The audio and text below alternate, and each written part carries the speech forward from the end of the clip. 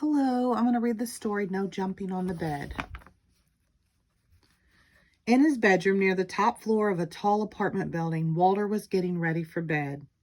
Before turning out the light, his father said, "If I've told you once, I've told you a million times. No jumping on the bed. One day it'll crash right through the floor. Now lay down and go to sleep." "Just one more time?" asked Walter, but instead he plopped down on his pillow and squeezed his eyes closed. "Good night," said his father. He turned off the light and pulled the door almost closed.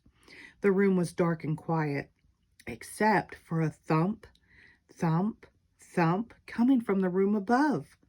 "That's Delbert upstairs," thought Walter. He switched on his bedside lamp. If Delbert can jump on his bed, so can I.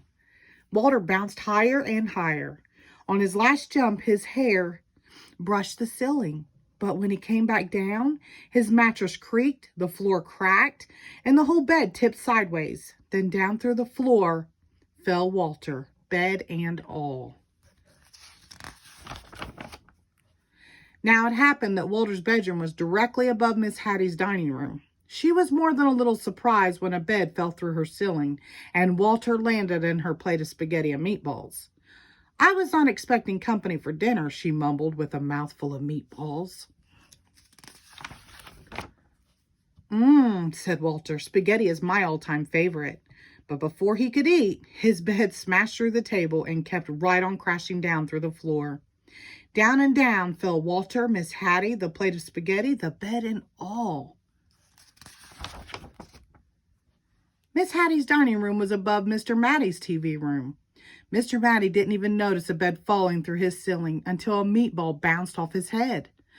Miss Hattie tumbled into his lap and Walter splashed into his aquarium. "I've already had my bath tonight," said Walter. He wanted to stay and watch the monsters on TV, but his bed crunched through the floor, taking the TV with it. Down and down fell Walter, Miss Hattie, Mr. Matty, the TV, the spaghetti, the bed and all. Walter's Aunt Batty had just moved into the building. She was still unpacking when Miss Hattie, Mr. Matty, and a dripping wet Walter tumbled through the ceiling right into a box containing her rare Patagonian stamp collection. When he burst through the bottom of the box, Walter was a sticky mess. "I see you've started collecting stamps," said Aunt Batty, as she followed Walter through the new hole in her floor. Down and down fell Walter, Miss Hattie, Mr. Matty, Aunt Batty, the stamp collection, the TV, the spaghetti, the bed and all. Patty and Natty had worked hard 3 days on building their dream house with blocks.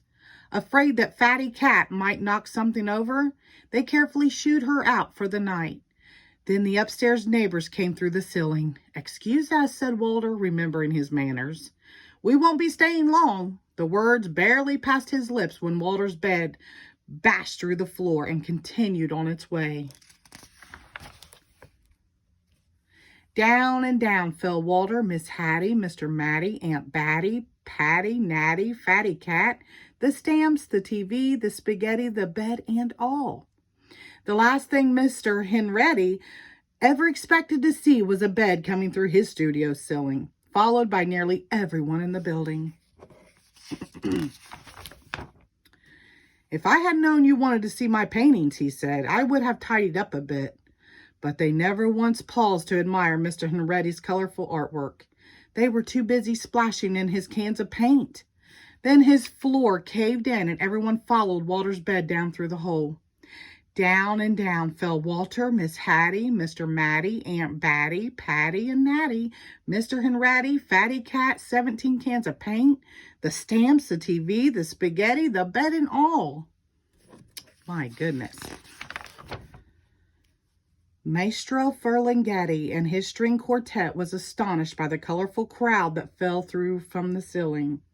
The maestro loved an audience, even if they dropped in unannounced. But when Walter's bed smashed through the floor and paint splattered everywhere, the maestro wished his audience would leave. And so they did, along with his string quartet. Mistro Ferlinetti's practice room floor was also the basement ceiling. It was dark and quiet as midnight down there. Walter squeezed his eyes closed and tumbled through the darkness until he landed on something soft. He opened his eyes. Everything was in its place. His bedroom lights were out, the door was almost closed, and through it, Walter could hear his mother and father talking quietly. "No more jumping on the bed for me," mumbled Walter as he lay back down to sleep. Suddenly, he heard a creak. The ceiling cracked, and down came Delbert, bed and all. Down and down fell Delbert. The end. Thank you.